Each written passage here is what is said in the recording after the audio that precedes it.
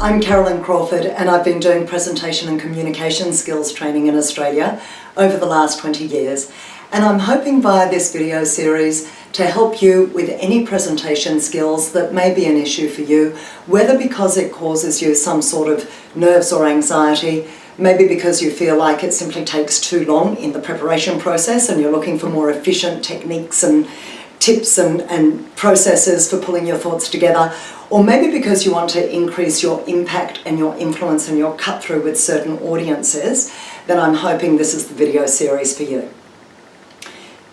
My assumption in putting this together, as with any training that I do, is that you are already extremely good at your job, you know what you're talking about, you have good subject knowledge and expertise in your area, and that you're looking for more effective ways to deliver that or to get that across or to convey your message. So it may well be that you've come into a job or an industry and you've been moved around the organisation and you've been promoted, and what can happen is that presenting and meetings and contributing to meetings can become an increasing part of your job that you didn't ever really anticipate or plan for. And I'll sometimes find myself asking in a workshop that I'm running, how much of someone's life is devoted to communication in some way, shape or form?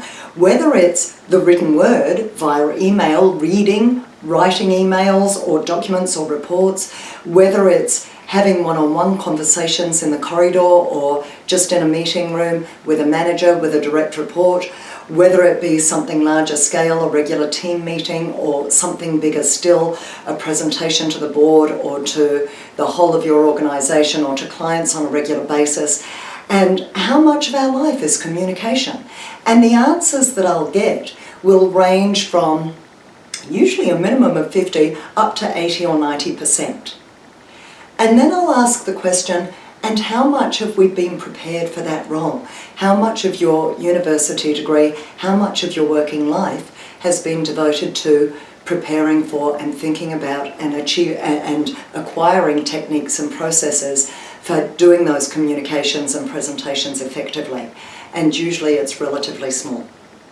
And so my want is to redress that balance via this series and to have you feel fully equipped for all your various meeting and presentation scenarios so that you can feel confident and calm and in control no matter what. And I'd like to start off by giving you your first exercise.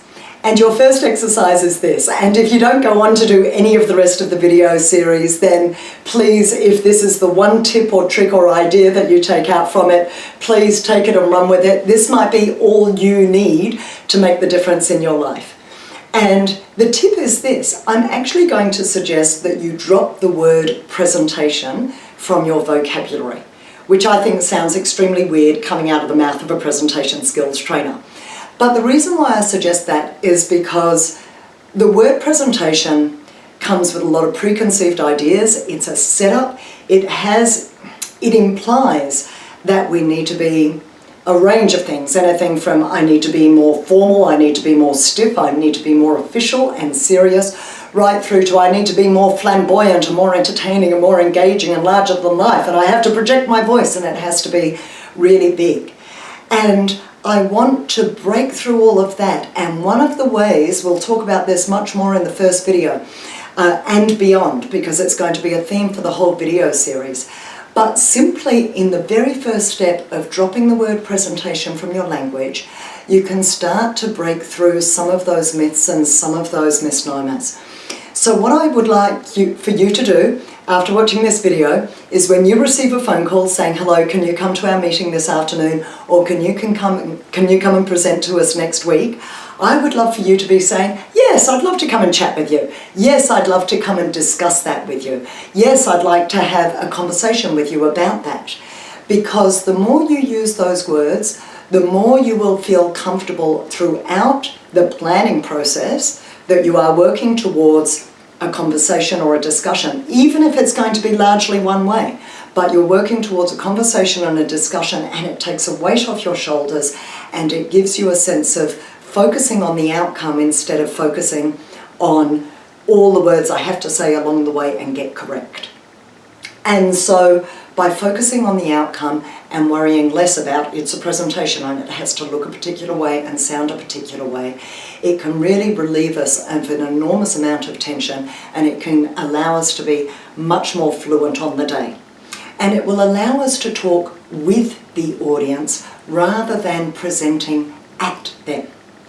And so if that is the one tip that you take away from this, please do. We're going to explore it over the course of this series in quite some detail, exploring planning techniques to support you to feel much more comfortable and focused and in control and on track and on point. And equally, we'll be exploring delivery and how you can get on with that business of being yourself and talking with the audience rather than presenting at them.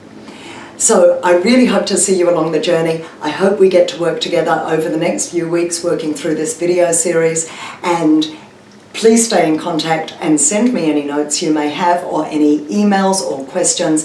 I would love to be in contact with you and help you out on your personal journey. I look forward to seeing you on the way. Cheers for now.